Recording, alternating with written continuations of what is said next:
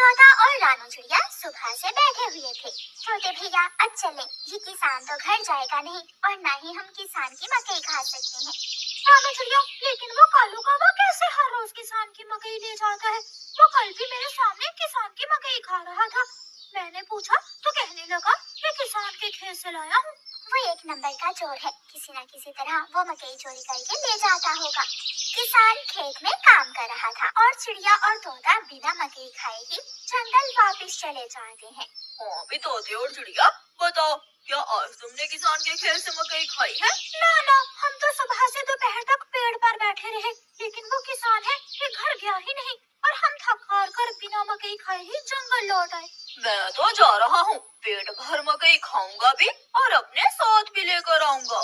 कालू कौवा इंसानों की बस्ती की तरफ जाता है। कालू कौवा किसान के खेत में जाकर किसान से कहता है, किसान, तुम्हें तुम्हारी पत्नी घर बुला रही है, तुम्हारे घर में मेहमान आए हैं। अच्छा, तो मैं जल्दी से घर जाता हूँ। बहुत शुक्रिया जो तुमने मुझे बता दिया। किसान अपने घर चला जाता है और कौवा मजे मजे से किसान के खेत से मकई खाने लगता है।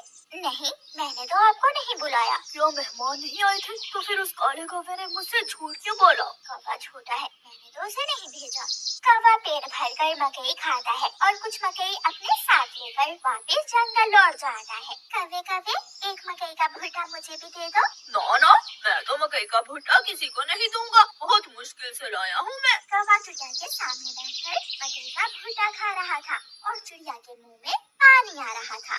दूसरे दिन कौवा फिर से किसान के खेत में जाता है और किसान से कहता है, किसान, मैं अभी तुम्हारे घर से आया हूँ, तुम्हारे बेटे को तेज बुखार है, जल्दी से घर जाओ। कौवे की बात सुनकर किसान घबरा जाता है और कुछ सोचे बिना अपने घर भाग जाता है और कौवा मजे से मकई खाने लगता है। कहाँ है मेरा मुन्ना? मुन्ना तो बाहर खेलने गया हुआ है। क्या मेरा मुन्ना ठीक है? हाँ, मुन्ना तो बिल्कुल ठीक है। तो फिर इसका मतलब आज फिर उस शरारती कौवे ने मुझसे शरारत की है। उसने मुझसे कहा कि मेरे मुन्ने को बुखार है, मैं जल्दी घर जाऊँ। वो कौवा जरूर आपको घर भेजकर खेत से फसल खाता होगा। मैं कल देखूंगा वो कौवा कैसे मुझे उल्लू बनाकर मेरे खेत से मेरी फसल खाता है। कौवा जंगल जाकर बहुत खुश था। वो जो मकई अपने साथ लाया था वो तोते और कबूतर के सामने बैठकर खाता है। वाह, मजा ही आ गया, ये मकई तो बहुत स्वादिष्ट है। यार कौवे, थोड़ी सी मकई मुझे भी दे दो। हाँ ठीक है, अगर तुम मेरे घर का काम कर दो तो मैं तुम्हें भी मकई दे सकता हूँ। मैं भी करूँगा, मैं भी कभी आपके घर का सारा काम करूँगा, मुझे भी मकई दे देना। ठीक है, तो फिर जल्दी से मेरे साथ आ जाओ।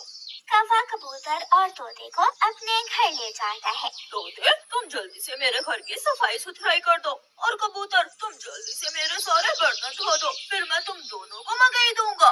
फिर कबूतर अपने काम में लग जाता है और तोता कौवे के घर की सफाई सुथराई करने लगता है।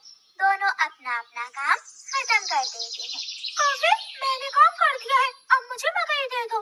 मैंने भी काम कर लिया है, मुझे भी मकई दो।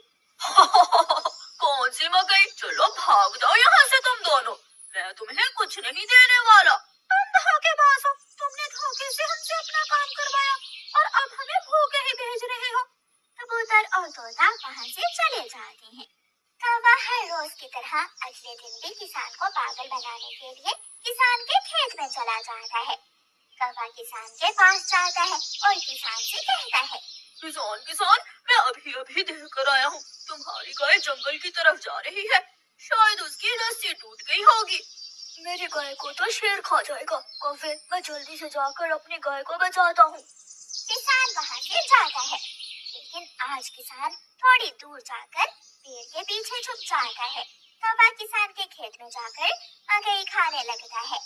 तो ये कौवे का बच्चा इसलिए मुझे हर रोज किसी न किसी तरह खेत से भेज देता है। जब तक मेरे पास बड़ा दिमाग है, मुझे किसान की फसल खाने से कोई नहीं रोक सकता। किसान के पास बंदूक थी। किसान बंदूक और गोली सीधी जाकर कौवे की टांग पर लगती है। कौवा बहुत मुश्किल से वहाँ से भागता है और किसी न किसी तरह अपने जंगल वापस पहुँच जाता है।